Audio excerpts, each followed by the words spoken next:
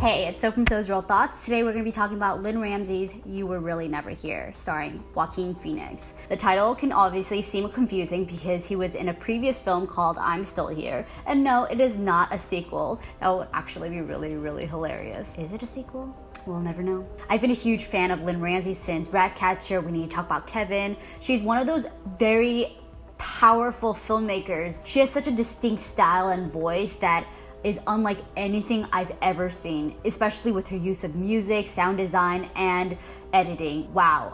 Don't get me started on her fucking editing. It's amazing. I just cannot even comprehend how she even shapes these things. And you know, this film premiered at Cannes Film Festival last year in May, where it won the Best Screenplay as well as Best Actor Award for Joaquin Phoenix, which really hyped the film up. And I was like, okay, I'm so ready to watch this film because I never thought Joaquin Phoenix would team up with Lynne Ramsay. I don't know why. It was bound to probably happen, but I was like, whoa, wow, very odd pairing, but I'm down and I'm very excited. Adapted from Jonathan Ames' novel, it centers around a traumatized war veteran who is unafraid of violence. He tracks down missing girls for a living, and one of these jobs go haywire, which really makes him confront all of his anxieties, trauma, and nightmares, which leads him down to a path of either his death trip or his awakening. When he's not tracking down bad guys, he's taking care of his aging mother,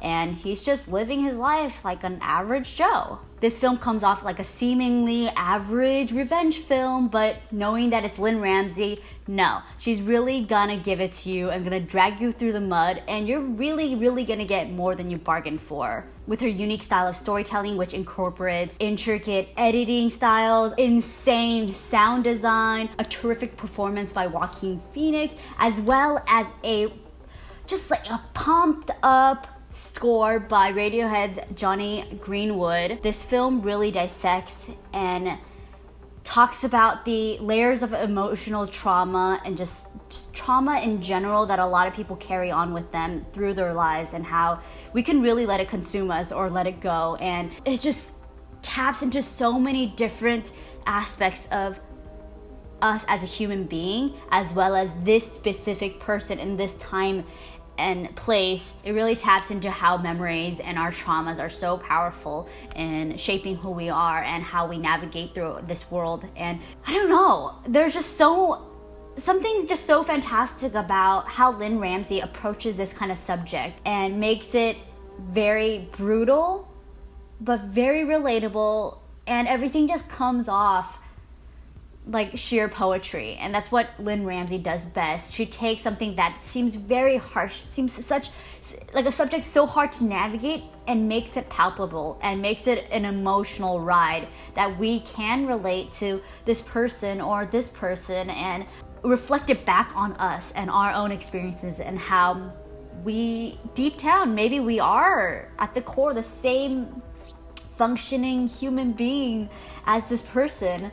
And I always find that the most fascinating. I always say, watching a Lynne Ramsay film, how can I coherently articulate what I'm feeling? Because when I'm watching her films, it's more like an emotional ride. And even though sometimes I can't compute like with the images, I'm feeling everything. Even though I can't articulate it, as long as I'm feeling it, I feel very moved. And I think that's the most powerful thing. Considering that Joaquin Phoenix won the Best Actor Award at Cannes Film Festival, I was like, okay, let's see what he can do. Maybe he's not gonna play his usual self where he grunts, he moans, he whatever, does, that just him being him. Unsurprisingly, he was actually that same person in You Were Really Never Here. I think he was doing an interview with him and Will Ferrell, which was the most hilarious interview, which I will link down below. And he was telling Will Ferrell, I don't really try hard.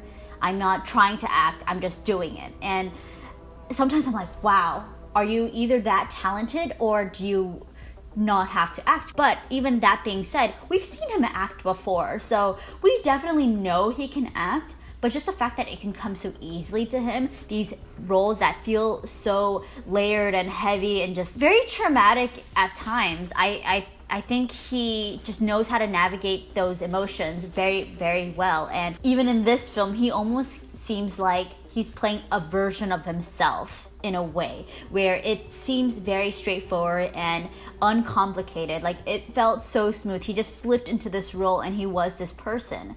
And I think the most fascinating part is that when Joaquin Phoenix takes on a role, despite him thinking it's easy, or us thinking, oh, is he even acting at this point? There's so much that goes into a story like this one, and I can definitely see how emotionally heavy it can be. Especially in this film, he's carrying so much emotional baggage with him, and he has to reflect that in every scene. And even still, like, there's scenes with his mother where he shows this other side of tenderness and his humanity as just like a regular person who really deeply cares about things and doesn't have to be a badass all the way through and through. I will also like to state that there's a weapon of choice in this film, and it is a hammer. Most times when people in films use hammers as their weapon, it reminds me so much of Oldboy, but in this case it really didn't. It felt like his own thing, his own character. And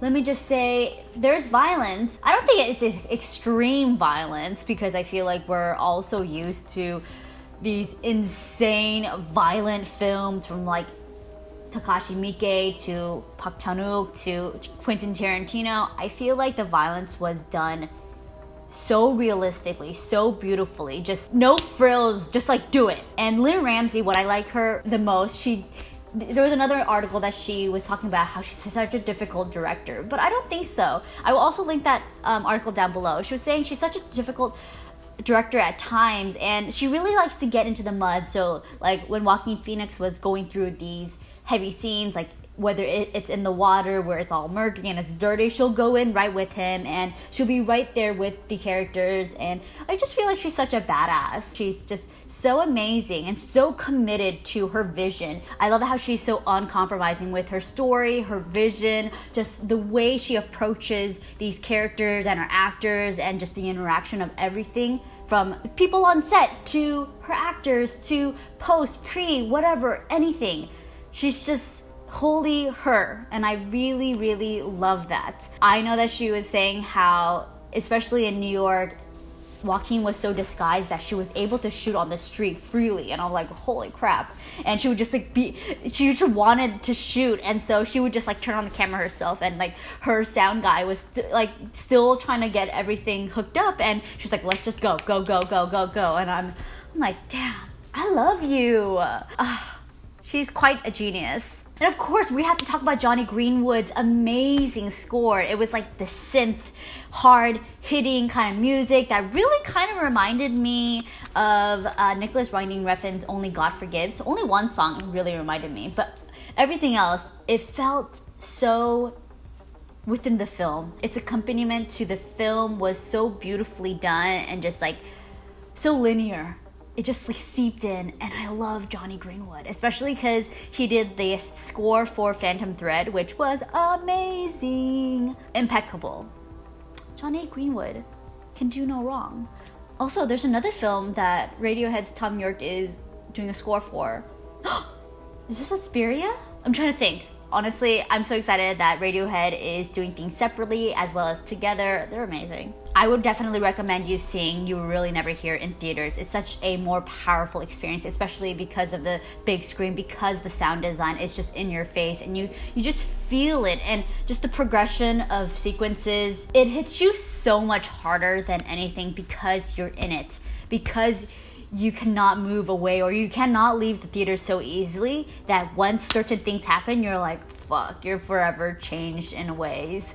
I know many people as fans said that they wanted something different out of her, or expected something differently, or whatever, or expected, you need to talk about Kevin, but to be realistic, like, you're a filmmaker. You're not trying to make the same thing. Of course, your distinct voice is in every work that you're doing, but you're constantly evolving. And that's what I really liked about this film, is that it felt very much distinctly a Lynne Ramsay film, but in a very expanded world, talking about themes that are so relevant and to us as human beings. And girl, I just can't. Whenever I see her films, I feel like she's pushed my emotional limit. she's really pushing me like off a cliff, and she's like, do it, and challenging me to either face my own demons or just like be a better person, to be honest, and just like bite the bullet on some shit and like let it go, let your traumas go. And I'm like, oh my god, it's amazing. I'm gonna start crying, bro. Ugh. Anyways, thank you so much for tuning in, and be sure to check out my website www.sosrealthoughts.com for more trailer reactions and reviews. And once again, I will see you guys on the flip side. Bye.